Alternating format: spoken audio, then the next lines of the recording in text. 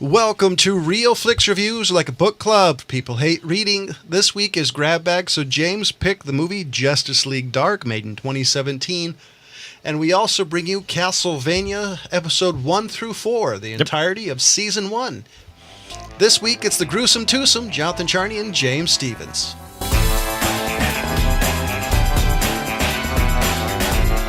Here's a description of Justice League Dark.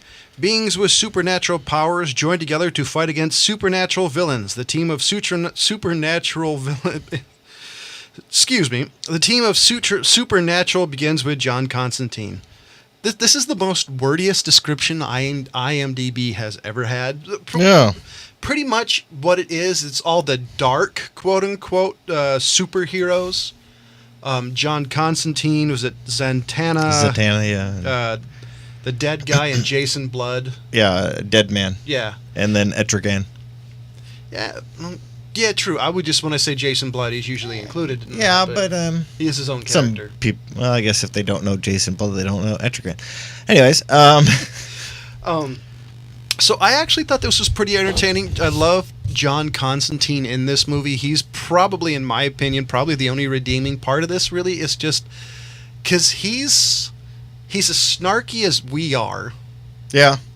He's more snarky than Spider-Man because what he says is, it's cruel. It's not supposed to be funny. It's blunt, straightforward, and hilarious. Yeah. I gotta agree. I mean, this one, I like the fact that they brought in more of the darker side of the DC universe. One second. I'll give this a 3. Yeah. Yeah, I was gonna give it a 3 as well. I gotta say though, just because we're brought up John Constantine, I didn't think Keanu Reeves did a shitty job when in the movie Constantine, which I didn't even pull that up. I should probably know when it came out. Early 2000? I think the biggest problem with Constantine, besides the fact it's as far as comic book world, 2005. It was very inside baseball. It really was. The other thing is, I think it was everything else. I think Keanu Reeves actually did the best he could. Yeah. For such a crappy movie. And the other thing, the weird thing about that is, depending on what movie theater you went to, you got an additional scene or not. Because I remember seeing a scene in the movie that friends of mine at the time, like, oh, no, that wasn't in there.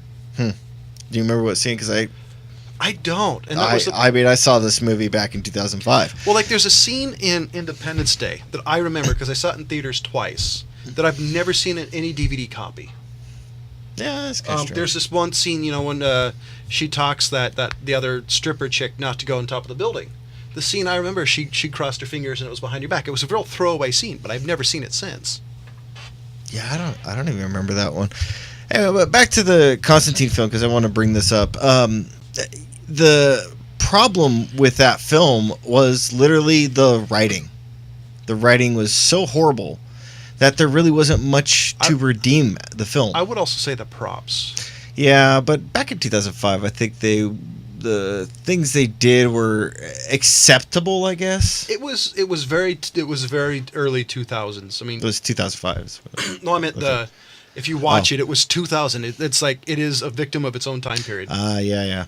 I haven't watched it since. But anyways, so them DC taking a chance with that character again was actually pretty kind of surprising, but I think they did a fantastic job in this film. Well, there was, if I remember correctly, there was a Constantine TV show for a while, and he was also in Arrow. So I'm not really surprised they took another chance on him because I think the TV show, I think it was only a season. The thing on Arrow, I think there was a resurgence of him in the popular, in non-geek world. Yeah. So he's also, I think, the only comic book character that ages. If I remember correctly. I don't know. I would have to look into that. But I liked it, and I really liked the fact of how they portrayed Batman in all this. Just every single magic thing was just magic, because he really doesn't like it. He's like cheating. Yeah, and excuse me. I thought it was hilarious in the hospital when the shit demon was conjured up. So, I mean, it totally brought me back to Dogma the first time I saw it, because I've actually seen this one twice. I watched this few months ago or last month. Then I watched it again for the show. But every time I see the shit demon, it just starts making me bust up laughing because I think of Dogma, you know. So totally. That was cool. Go ahead. Sorry, I want to say I was just thinking about it. As far as the so-called Dark Justice League members, no. I never really considered Zatanna like. Is they're kind of saying she's like in the occult. She's like an occultist member. She's the dark part of the Justice League, or in this case, she wasn't really part of the Justice League yet. I never took that character like that. That John Constantine, 100%. Yeah. He fits the bill. The Dead Man, a little bit more. He's kind of yeah. So for me, Jason Blood definitely, even though he's a little bit more dark, a little bit more popular, a little more of a lighter character. His storyline, I think, adds to that. Yeah, I agree. Because in the cartoon, in the Justice League and Justice League Unlimited, I think she was somehow related to Dr. Fate, I thought. Well, okay. There was a storyline, I don't remember. Yeah, Fate was actually her dad. And the Teen, not Teen Titans, it was the... I can't remember his name. Young Justice. Yeah, in Young Justice, they went into how Fate took over Zatanna's dad. I'm trying to remember his name. It starts with the Z too. It's kind of similar to Zatanna. Anyways, Bizarro. But Bizarro. I just thought, as far as that goes, I agree with you on the fact of that Zatanna really wasn't the darkish type of cult member. But the thing about her is that, yeah, she's more powerful than her dad. She just hasn't reached her full potential yet. And for those of you out there who don't know much about her magic is that she has to know a spell front and backwards, because her magic, she has to say the whole spell and thing backwards. It seemed like they made her like that she was so powerful she could control it or something, because Constantine actually had to talk her down. Yeah. Which is another part of the storyline that I thought was interesting how they did it, was basically saying you cannot kill him because your soul is right now it's clean. Yeah. Which they didn't really go into 100% on that. Like, what did you mean? Like, if you kill somebody, are you like stained? I mean, because look at Batman. Yep. I mean, he's pretty much is where they're going with that. But on the magical side of it, you're giving into the dark forces type thing is where we're going with it. Okay, so it's basically like Luke Skywalker kind of. You know. Yeah, basically. And the more you do it, the easier it gets, and you revert to that, and then it takes you over. One of the things that kind of bugs me about IMDb when I've looked this movie up is why is Rosario Dawson, Jeremy Davies, and Alfred Molina the top billed cast? Because they were not the main characters. And if you guys have watched some of our earlier episodes, I have a dislike for Rosario Dawson.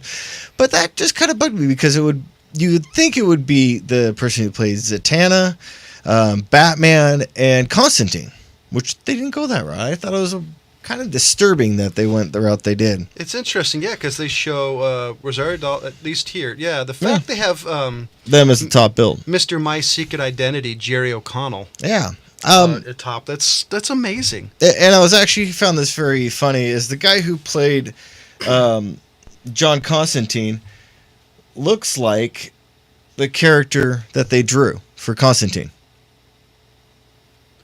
He does. Doesn't it? He looks super familiar. Yeah, Why do I know him? I don't know. Anyways, but as far as the story goes, I think the story was it kind of seems like they wanted to do the dark side of the Justice League, or the characters who weren't the extremely good ones, which is why they rolled with Batman. Wait, hold on. Sorry. I generally don't do movie news so early into it, but there's a John Constantine TV series that the guy who voiced him in this cartoon might be doing. Huh, interesting. Sorry. Yeah, that'd be cool. But for me, the storyline and the motivators seem very lackluster and kind of thrown together. Look at the top right there. Yes. He played John Constantine live action. Oh, huh. Interesting. Anyways, but do you know what I mean? As far as the story goes, it was a very thin story. No, it was, and there was also like characters that I don't understand why they introduced, because you got Swamp Thing. They introduced the reason, like the green, by dying, people are able to take control of it. They introduce them and then throw it away. There's DC and Marvel have a tendency to introduce characters and then basically kill them off for no particular reason. Yeah. No, so I'm with you. I think this is haphazard. I think that's one of the issues that happens with these. I think this is the first one that I really thought was, especially the animated, because these look like they're more not animated for American audiences. It seems like it's more marketed towards, I don't want to, Asian. I would go the other way. I would say this is more geared towards our age. I think these are people who are 20 and older, like I'd say 25 and older, people who grew up with, anime, who expect a little bit more violent content. I think it was geared towards people like us who aren't really happy, that expect for adult content to have some sort of better animation style. All right. I could see that. But I mean, as far as where I was going with that, I mean, I think for that, and we've done a couple of these. Didn't we do Wonder Woman? Didn't we? The Wonder Woman animated. We've talked about it. I know we've talked about it a lot. I don't remember if we did it. I don't remember either. Did we do Justice League War? No. Because that's one of my favorite ones. Yeah, there's that one. You got, I know we did like Under the Red Hood. Yeah. So we've done a couple of these, but for me, it just seems like you're kind of on the thing of like, it's more of like an animated type thing, or anime style thing. And that's what I'm kind of thinking this one. But I mean, out of all the ones we've done, this one is the one where I was kind of like sitting in there and I'm like, I really don't give much damn about this plot and the thing. But I mean, as far as kind of the backstory of Etrigan, I thought that was a nice little touch. But they did that in the Justice League cartoon though too. Yeah. This is the one I had a lot of high hopes for. Yeah, me too. It let me down. Yeah, I agree. Because as soon as you show Constantine, Jason Blood, I was kind of hoping you might have the Question in there, because he's one of my more favorite occult members. Yeah, he's a strange one. I was not impressed with this, and I was really super excited, because as soon as you show Batman with occult members, it's like, okay, this is going to be the perfect combination of Bat's angst against magic, and even Batman was kind of a useless character. He was more of a MacGuffin to move the story along. But hey, I'm fine. This is more of a Constantine and Zatanna joint than anything else. But I agree. I think as far as Batman's thing is, he was just there to be, I am Batman. I am Batman. And the other scene, what are those shadowy figures called? Do you remember? Those people like drag you off to hell, like in Ghost. Oh, I don't remember, like Spectrums or something like that. That one scene where they gather around Batman and Batman couldn't see him. Yeah. And they're like, "Ooh, he's a mystery. He's gotten away from us. He's avoided us a lot." And he's just like, boo. Yeah. And you see the dead man go, whoa. Oh, the other thing I thought was kind of cool, it was basically to build up Batman. I thought was kind of a nice touch when the dead man's basically, his supernatural ability is to, besides he's a ghost, is take over people's body, to possess them. Batman actually fought him, which as far as I've been watching the cartoons, I haven't actually read any of the comic books he's in. Not very many people can fight dead man. So that was kind of cool. I like kind of that little shine on Batman, basically saying that Batman has, ability to stop magical forces, So I have a question for you, because I want to see what you feel. Because we've done these, like I said, we did these animated ones a few times. And Under the Red Hood, it was definitely Bruce Wayne as Batman. Mm-hmm. The other ones in this one, do you think this was when Bruce Wayne was on a hiatus? No, because he kind of looks like the one in Justice League War. Yeah. It's not the...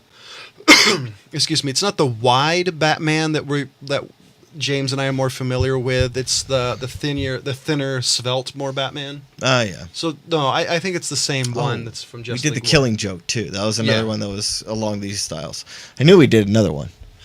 But no, I think it was him. I don't think the only one that I know of, there was one. You had what was it? Batman basically went missing. So you had Damian Wayne, and you had what's his name? You had Robin, the original Robin, take over the mantle of Batman for a while as they were looking. Yeah, I can't think of it. Dick Grayson. Yeah, Dick Grayson. Nightwing had take over the mantle of Batman for a while. Because they would actually show you, because that would be a selling point. You know, they would say, and Batman's damaged, and who was going to save Gotham City? You know, because that's a good point. That would be a marquee name right there, to say Batman is laid up. How is he going to be saved? Yeah, I could see that. So, but I mean, as far as I'm concerned with this one, I mean, I enjoy the animated style of it. I kind of like them bringing in ancillary characters like Zatanna and John Constantine. I never really was a big fan of Deadman. He was always just I didn't get him. Yeah. I didn't really enjoy him. See, I didn't enjoy him. I didn't hate him. Yeah. I was just indifferent to the character. Like, I never really understood the point of him. I mean, they explained his background story, and it's like, okay, that's kind of neat. So he's basically like a very tragic version of Dick Grayson. Yeah. Kind of, except he caused it. But yeah, I don't get his character. I mean, I kind of get the MacGuffin and the plot device of using him, because you can tell stories with adding a third person. Like in this case, it would be Batman and Zatanna or Zentara, however you say it, was in her dressing room. Deadman comes up, says, "Hey Z, you got to get Batman and you to go over to blah blah blah blah." Yeah. But besides that, I don't get it. He did, I think. He might have added a little bit more humor to this. I think it failed attempts, but... Well, it's still a little bit more humor, and I think, than a movie that took itself a little bit too serious. I think that's the only thing I think he could have been used for. Yeah. I'm indifferent, and I think that right there is the problem. I'm indifferent. I don't hate him. I don't like him. I just don't care. Yeah, like I said, I mean, as far as I'm concerned, the only two decent characters in this whole thing were Zatanna and John Constantine. Everything else was just kind of I mean, I've always been a fan of Etrigan, but the way they portrayed it with him was even just not entertaining enough. I actually really liked the way they told his story. Like, Jason Blood basically didn't like him. So earlier in the story, Jason Blood actually yelled at Constantine for forcing him to summon. Yeah. So I did kind of like that, the character play versus, Jason Blood and Etrigan. I even really loved what Etrigan said at, his grave, which basically you had a demon from hell saying, you're the only man I'd ever want to be near, which is, storyline wise, it's really high praise. It is. I'm still going to stick with a 3. I wasn't impressed. I mean, I liked it, don't get me wrong, but it just wasn't anything to write home about. I think if I had a choice, I'd probably watch Justice League War for the 5th time. Yeah, I agree. This one really wasn't great. I think the plot devices and the plot in general was really thin. But I just think that it was like they just wanted to bring these characters in for no apparent reason. Really honestly, the fact they brought, I'm fine with just them doing it just for Constantine. I'd rather see a standalone Constantine movie. I agree. Or let's say Constantine and the Question, because I really love, if you watch the Justice League and Justice League Unlimited, I really love the Question. Yeah, he was always a weird, strange character. I love them because the fact that he was kind of against the grain. This is a way bit of a segment, kind of a sidebar, but basically, there's a scene in the cartoon when Supergirl goes, "What have you been going through my trash?" And he laughed and said, "I go through everybody's trash." Yeah. So he's the ultimate conspiracy theorist who always seems to be right. Yeah. But and he is a major conspiracy theorist character. And so basically a 3 out of 5, and James gave it a 3 out of 5. Yeah. And ladies and gentlemen, you can catch us on Podbean, iTunes, and Stitcher. Also, we do have a Facebook page. You go to facebook.com/RealFlixReviews. If you have a movie you'd love us to review, or even a piece of movie news you'd love our spin on, go to facebook.com/RealFlixReviews. And now we're going to talk about episode 1 through 4, the entirety of season 1 of Castlevania. Yeah. And I think I'll start. Besides the fact there's 4 episodes on a very rich 4 episodes, like storyline-wise and characters, this is a very pretty animation. Yeah, and I would say it's not very, and it's pretty in a bad way and pretty in a good way. I think it's a little, it's going to sound weird, but boxy. there's something about it to me that looks very kind of stereotypical in the way they did it. It's basically very computer animated. Yeah, I agree with you on some points. I think this one, I actually enjoyed the way they went with the animation style.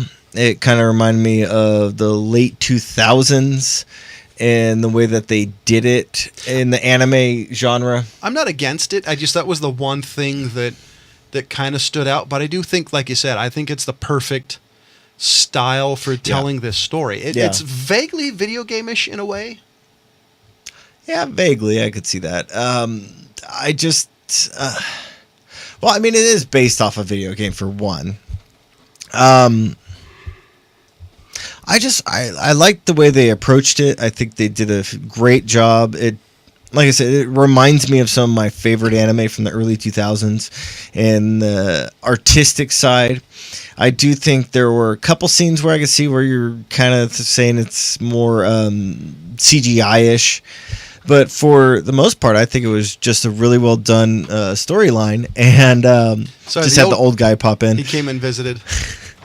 Got to stop in every now and then. Yeah. I haven't died yet. It's the disembodied voice. So what's the show tonight? Justice League Dark. Didn't see it. And Castlevania. Yeah. I did want to say something before James restarts whatever his comments were.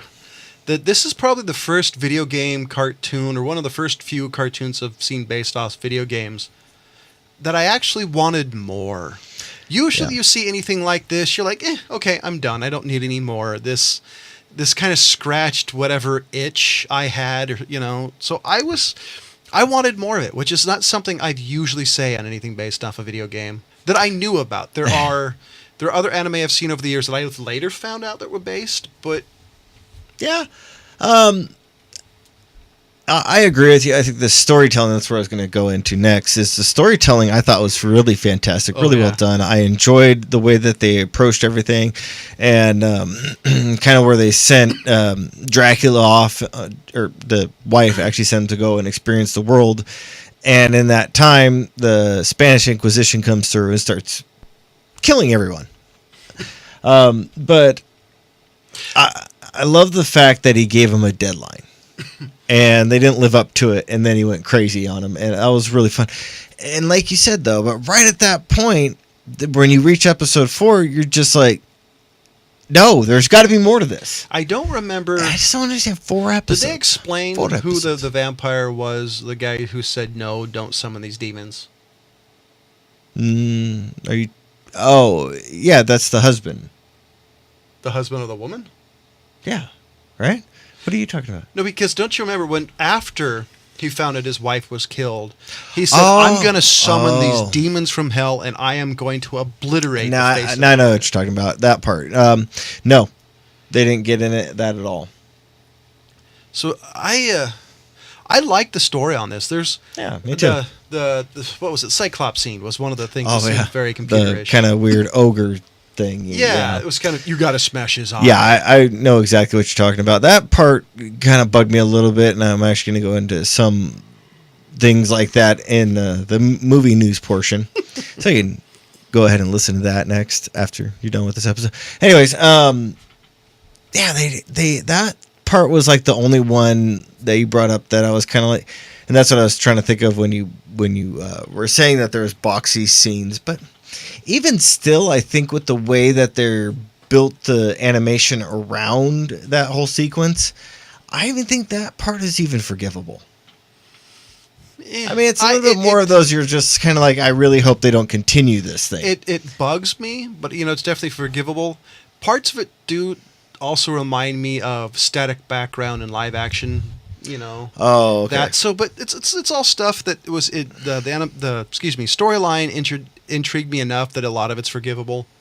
There's a lot of things I've watched over the years that if the story's good enough, I'll forgive as long as the animation's not ridiculously bad. Yeah, and as far as I'm concerned, Castlevania wasn't one of the games I was ever really into either. So I remember it, but I don't. Yeah, I remember it, but I don't remember if I ever played it. I never got into the whole thing, but it's one of those where I knew what the storyline and plot was, and it's kind of like I actually want to see the series of it. I didn't know anything about it. I went into this not knowing anything.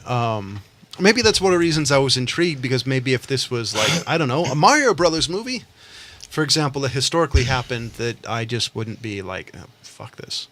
Wait, so you're a fan of the Super Mario Brothers show?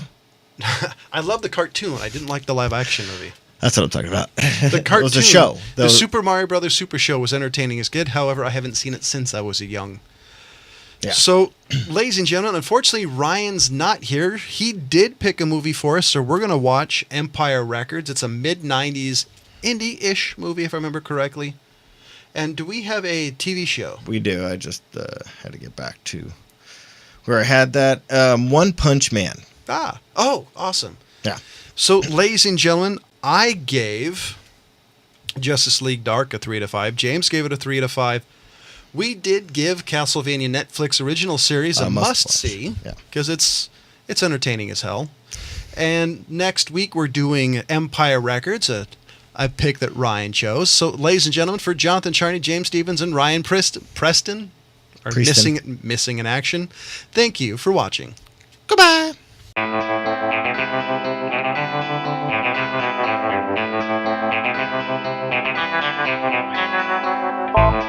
Thank you.